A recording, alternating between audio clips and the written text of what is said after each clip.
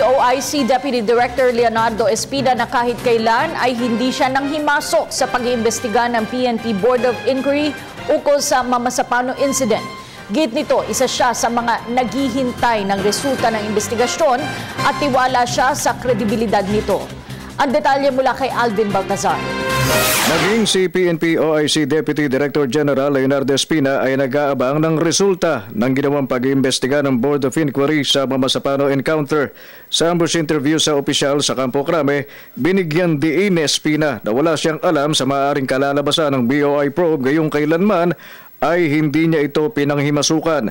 Wala rin na niyang pagkakataon na sinilip niya ang anumang development ng BOI report at lalong hindi niya anya gagawin na baguhin ang nilalaman nito.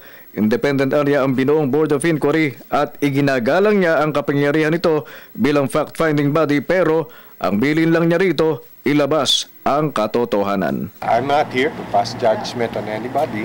Sinabi ko nga sa kanila, yun ang guideline dyan ko. Yung totoo lang ilabas niya.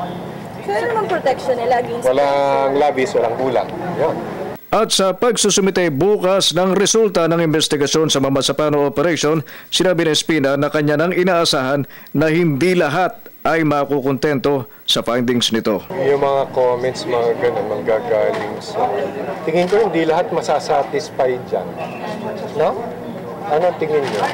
Pero pagtiyak ng OIC PNP Chief, hindi biro ang iniyukol na paghihirap, debosyon, oras at sakit ng mga bumubuo ng BOI at ilalabas nito kung ano ang totoo. I'd like to commend them.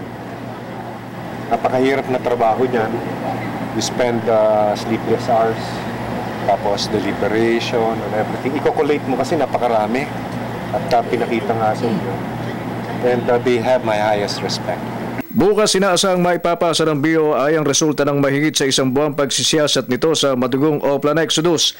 Pebrero 27 sana ang unang itinakdang deadline, ngunit naurong ng Marso 6, 9 hanggang sa humiling ng 3 araw na palugit na magtatapos bukas, Marso 12. Para sa Telebisyon ng Bayan, Alvin Baltazar.